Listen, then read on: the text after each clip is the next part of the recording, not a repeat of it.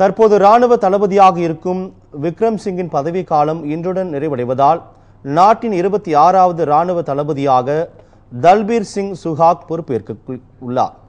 புதிய ராணுவ தளபதியாக பொறுப்பேற்றுக் கொள்ளும் தல்பீர் சிங் அடுத்த 30 மாதங்களுக்கு அந்த பொறுப்பில் நீடிப்பார்.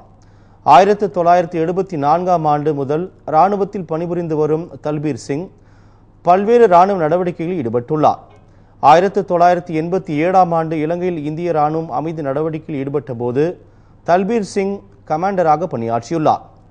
லெப்டினன்ட் ஜெனரலாக பதவி வகித்து வந்த தல்பீர் சிங் ராணுவ தளபதியாக நியமிக்க காங்கிரஸ் தலைமையிலான அமைச்சரவை கடந்த மே மாதம் முடிவு செய்திருந்தது. அதற்கு அப்போது பாஜக சார்பில் எதிர்ப்பு தெரிவிக்கப்பட்ட நிலையில் ராணுவ தளபதி நியமன விவகாரத்தில் முந்தைய காங்கிரஸ் அரசின் முடிவில் மாற்றம் செய்ய விரும்பவில்லை என மத்திய பாதுகாப்புத்துறை அமைச்சர் அருண் ஜேட்லி திட்டவட்டமாக தெரிவித்துள்ளார்.